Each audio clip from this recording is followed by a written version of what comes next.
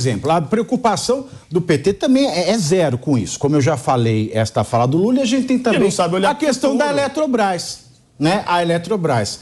Desde que o Lula ele venceu as eleições, a Eletrobras ela já perdeu 30% do seu valor de mercado. 30%. Em 30 de outubro de 2022, a companhia era avaliada em 115,6 bilhões de reais e agora está estimada em 80,5 bilhões de reais. No mesmo período, o Ibovespa caiu 6,5%. Durante o processo de capitalização, no primeiro semestre de 2022, Lula se posicionou pela reestatização da empresa e, desde que foi reeleito, tem intensificado as críticas. Na semana passada, em Fortaleza, ele repetiu que a privatização é coisa de lesa pátria e que as regras às quais o governo está submetido é uma coisa que, abro aspas, não se pode aceitar sem denunciar, fecho aspas.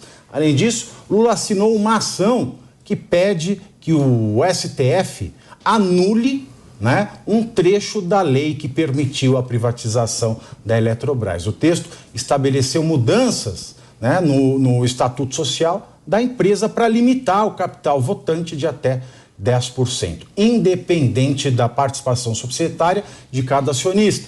O governo federal pede que esse trecho seja aplicável ao direito de voto referente às ações adquiridas depois da privatização. Ou seja, ele está destruindo esta empresa que logo, né, também vai sumir, não vai mais empregar e, se tudo der certo, conforme o plano mirabolante de Lula, vai ser mais uma bucha que o Estado vai ter que suportar. E o pior é que ele está brigando para ter mais ações na Eletrobras, só que assim, não é novidade o governo ser sócio minoritário em alguma empresa e empresas que vão bem, como é o caso, por exemplo, da Embraer.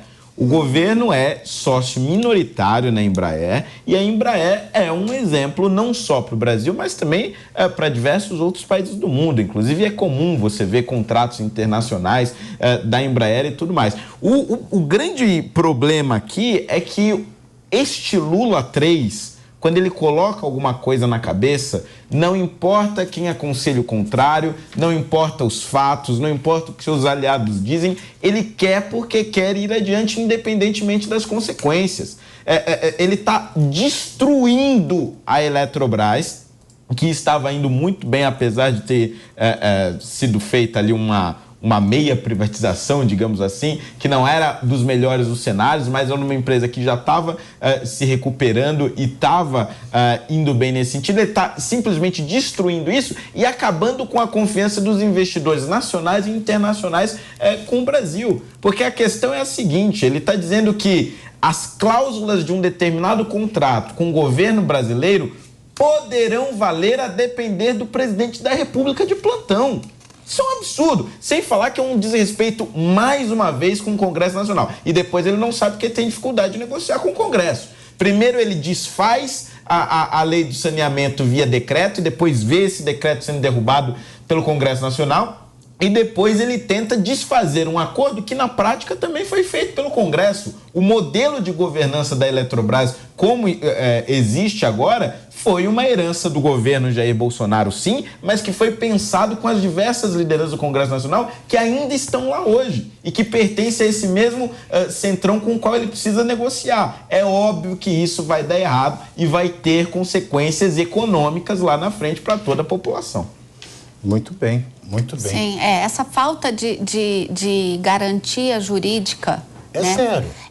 Parece que a gente tem segurança jurídica de 4 em 4 anos. Aumenta o risco Brasil. E olhe lá. E aí a gente que já está numa crise, a gente aumenta a crise porque a gente tem um aumento do risco Brasil. É como bem pontuou o Holly, sou obrigada a concordar, né? A gente precisa garantir aquilo que a gente pactua.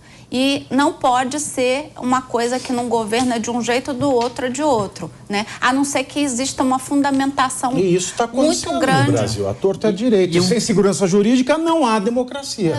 E um ponto importante que pouca gente tem prestado atenção por enquanto é que a Petrobras tem a opção de compra da Braskem, que é uma empresa altamente endividada, que também é uma das maiores empresas do Brasil, altamente endividada e que pode ser estatizada agora via aquisição da Petrobras. Então, assim, toda essa linha de querer estatizar mais, de querer evitar privatizações, de querer... Está acontecendo das mais diversas formas, no radar e fora do radar também. Você tem que empregar a carreta, né? É muita gente para empregar nesse governo. Lembrando que quando você reestatiza a empresa, você nomeia quem trabalha nela, só traduzindo para as pessoas que estão em casa. Enquanto é privado, é o currículo que vale, é o processo seletivo, é a sua competência.